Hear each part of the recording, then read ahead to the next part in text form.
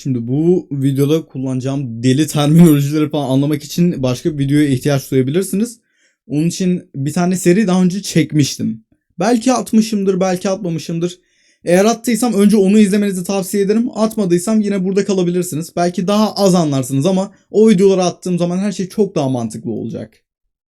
Switch'ler geldi. Şu anda elimde ilk clicky switch'im var ve açıkçası bunun çok güzel olacağını düşünüyorum. İlk clicky switch'im, bu bir click leaf switch'i. Bakalım, deniyoruz. Normalde bunları PCB'nin şeyiyle yapmak daha mantıklı olurdu ama neyse efendim, yavaşça bütün bu şeyi sökeceğiz.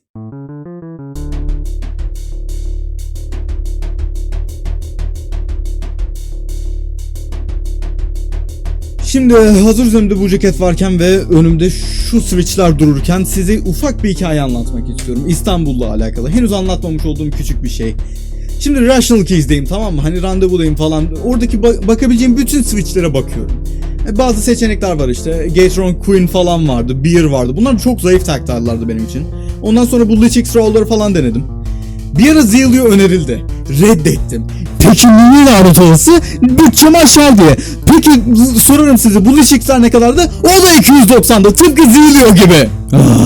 Ama kabul. Ama kabul. Bazen insanlar hatalar yapar ve artık yani bunu kabullendim. Üstesinden gelebildim bunun. Farkında değildim ki aslında hakikaten güçlü tactile'larmış onlar. Hani ilk deneyimlediğimde tamam hani bu böyle de kendi click mekanizmasına sahip olanlar muhtemelen daha güçlü tactile'lar olacaktır diye düşünüyorum. Meğersem güçlü tactile kavramını çok yanlış tanımlıyormuşum. Bu switchler aslında bana onu öğretme konusunda çok değerli olmuşlardı. Bunu da şu anlamda söylüyorum. İlk başta ben bu klavyeleri herhangi bir şekilde deneyimleme fırsatım yokken güçlü tactile kavramını kafamda şey diye canlandırıyordum. Böyle bir basacağım beni boşluğa sürükleyecek. Yani öyle bir deneyim yaşayacağım ki hani sanki tuşa artık kapılmışım. Buradan geri dönüşün herhangi bir yolu yok.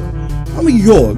Tactility zaten sadece hani o tuşa bastığından emin olman için var olan bir hissiyat türü. O yüzden şimdi bakınca daha da anlamlandırabiliyorum aslında. İlk izlenimlerimin melodikle ilgili konuşuyorum tabii ki. Niye bu kadar zayıf olduğunu. Bu da size bir ders olsun. Ne kadar bakın, herhangi bir hobi olsun. Ne kadar iyi bildiğinizi düşünüyorsanız düşünün. Eğer kendiniz deneyimlemediyseniz insanların hakkında konuşurken tam olarak neyden bahsettiğini tam kavrayamıyorsunuz. Bakın ben ilk klavyemi toplamadan önce klavyelerle 4 yıldır falan ilgileniyordum. Switch hissiyatı ile ilgili her şeyi sökmüştüm. Aslında bir kuvvet grafiğinin nasıl okunması gerektiğini falan biliyordum. Ama eğer herhangi bir switch'e basmasaydım şu ana kadar çok daha devasa bir şeymiş falan zannedecektim. Ve o yüzden hani gözümü açtı bir şeyleri hakikaten denemek. Ve o yüzden Lichix için de mutluyum. Melodic için de mutluyum. İkinci topladığım klavyede belki bu arta kalanları kullanabilirim bile. Ama hala alma fırsatım varken Zealio'yu almadığım için birazcık kötü yanı var. Neyse, yeteri kadar boş yaptım. Şimdi gelelim asıl klavye incelemesi olacağını düşündüğüm kısma. Karşınızda Rational Keys'den kadayıf. 160 form faktöründe hot swap'lı falan böyle 3 boyutlu SSD'den çıkarılmış bir kasaya sahip giriş seviyesi bir klavye. Ve giriş seviyesi dediğime bakmayın. Gerçekten hoşuma giden bir klavye aslında. Yani daha high-end bir şey toplasam yine buna geri dönerdim ben. Peki tam olarak niye? Çünkü kullandığı materyalle alakalı biraz daha. Hani hafif bir materyal, kabul. Hani fazla dayanıklı hissettirmiyor. Ama önemli olan da bazen bu değil. Bazen ses profilini gerçekten hoşunuza giden bir klavye elde etmiş olabiliyorsunuz. Mesela örnek veriyorum, şu Lichix'ler.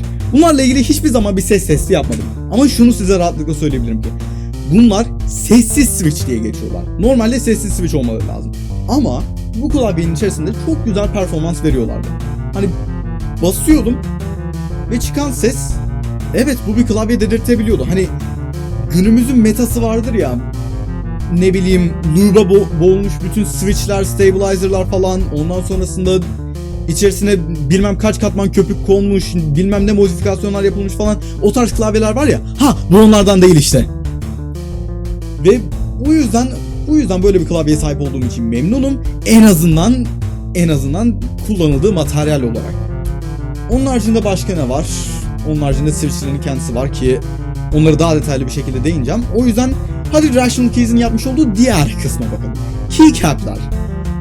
Bunlar DieSub PBT diye geçiyor. DieSub bir baskılama metodu. Double shot'tan daha dayanıksız ama şunu söyleyebilirim, yine 10 yıllar boyunca dayanabilecek türden bir baskı metodundan bahsediyoruz burada. Yani silinmeyle ilgili herhangi bir sıkıntı yaşanmayacak. Ayrıca keycap'lerin kendisi de oldukça kaliteli hissettiriyor, ne bileyim kalınlar falan. Dokusu müthiş keycap setinin. Ve ondan sonrasında yazının baskısıyla ilgili şikayet edebileceğim herhangi bir nokta yok. Gerçekten keycap seti başarılı. Ama şikayet edebileceğim bir nokta varsa klavyenin mount şekli. Ratio mount diye bir yöntem kullanıyor. Aslında biraz şeye benziyor. Mode'un ilk başta Envoy'da çıkarmış olduğu lattice block diye geçen bir tane mount türü vardı. Böyle bazı blok açıklıkları falan var. Oraya yerleştiriyorsunuz. Daha şeyler olan var, yumuşak olanları var, daha sert olanları var falan. Ona göre yerleştiriyorsunuz ve elinizde bir mount profili oluşuyor. Şimdi şu ana kadar herhangi bir sıkıntı yok, değil mi? İki ana sıkıntıdan konuşabilirim. Bir, mount bloklarının hepsi böyle düzgün yerleşebilecek şeylerde değiller, konularda değiller. Bazıları stabilizer kliplerinin hemen yanında duruyor. O yüzden oraya direkt mount bloğu yerleştiremiyorsunuz. Bu bir. İki, bu mount blokları intihara o kadar meyilli ki hani şu klavyeyi mesela normal masanızdan farklı bir yerde açmaya çalışsanız 2 tane mouse bloğu çok rahat kaybedersiniz. O derece intihara meyilliler ve geri takması falan da bir işkence bunlar. Ha, çalıştığı zaman çalışıyor mu? Evet. Ama onun haricinde şunu rahatlıkla söyleyebilirim ki hani ne bileyim düz bir tray mount'u daha da tercih ederdim. Ya da top mount. Top mount belki biraz fazla olurdu ama en kötü ihtimal. Yani ne bileyim bir O-ring gasket falan daha güzel olabilirdi diye düşünüyorum. Ve ardından gelelim switch'lere. Yani ikisini kıyaslayacağım ama hani birinin grafiği var, diğeri o kadar obskür ki şey bulamıyorsun. Hani hiç kimsenin bundan bahsettiğini bulamıyorsun. Gerçekten Rational Keys sitesi haricinde ama hadi deneyelim. Bir tarafta elimizde Melodic var, öteki tarafta elimizde Lichix Raw P Tactile var. Normal Tactile değil. Normal Tactile biraz daha zayıf diye geçiyormuş. Böyle biraz daha MX Brown ayarında düşünün. Önce Lichix Raw'la başladım. Neden? Çünkü daha uzun süre kullandığım switchler onlar oldu. Yani nasıl anlatabilirim? Öncelikle tahminimce 1 mm belki 1,5 mm ayarında falan Tactile Event başlıyor. Yani o ana kadar elimizde böyle linearımsı bir switch var. Ondan sonrasında asıl bump giriyor falan. Bump şiddetli, bump oldukça kuvvetli. Ama ne kadar dağılmış olduğunu soracak olursanız herhalde bir 1,5 milimetre kadar bir herhalde event vardır diye düşünüyorum. Tactile bump söz konusu olunca. Ondan sonrasında da böyle elinizde küçük bir linear region kalıyor yine. Genel olarak bu switchler hani Melodic'e kıyasla çok daha az rafine ama tactility'yi sanki bir gıdım daha fazla hissedebiliyordum Melodic'e kıyasla. Melodic'e gelecek olursak da şuraya muhtemelen kuvvet grafiği koyacağım. Orada hani bazı şeyleri görebilirsiniz. Benim açıkçası fazla umurumda değil orada ne yazdığı. Ben kendi deneyimim neyse onu aktaracağım şimdi. Melodic hakkında söyleyebileceklerim hani Tactile Event'e çok daha erkenden giriyor Lichix Raw'a kıyasla.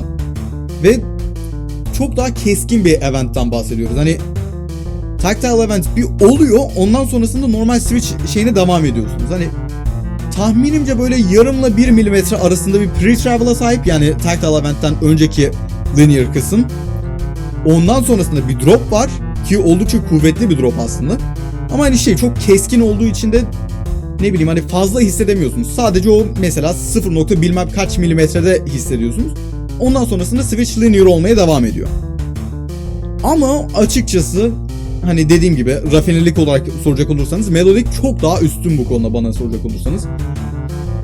Tactility olarak Lichix'i tercih etmiştim. Ses profili olarak kesinlikle Melodic daha iyi. Yani bunda tartışmaya açık değilim.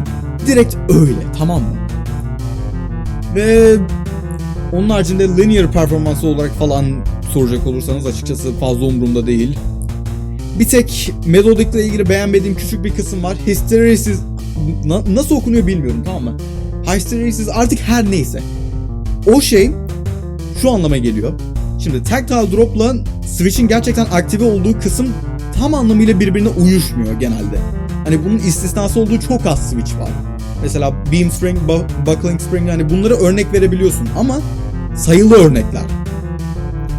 İşte Melodic'te maalesef bu örneklerden biri değil. Bu da ne demek oluyor? Ya Tactile Event önce gelecek, Switch sonra aktive olacak, ya da Switch önce aktive olacak, ondan sonrasında böyle çok küçük bir travel'dan sonra Tactile Event olacak. Ben burada şahsen neyi tercih ederdim? Ya muhtemelen aslında şu anki haliyle iyi. Yani şu anda da ne olduğunu söyleyeyim tabii. Önce tactile drop oluyor, ondan böyle çok küçük bir fark sonra şey oluyor. Asıl switch aktive oluyor.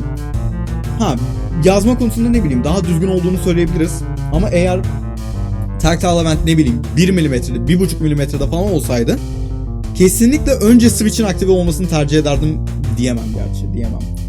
Hani böyle bir switch, bakın 2 de aktive oluyor ya. Normalde standart MX switchlerinde 2 mm'ye bastığınızda switch aktive olmuş oluyor. Hani öyle bir şey olsa herhalde tactile event'in 2,5 mm'de olmasını isterdim ki o da hani bir switch'in hareketi olarak konuşuyorum. Çok geç. O yüzden galiba yapabilecekleri zaten fazla bir şey yoktu. O yüzden her neyse. Herhalde kabullenebilirim şu anki haline. Ve bütün bunlardan çıkarılabilecek bir şey varsa o da herhalde, yani ne bileyim, Heroes çoğunlukla haklı adamdı. Her konuda da fikrini dinlemeyelim be. Bazen MX tarzı switchler güzel olabiliyor.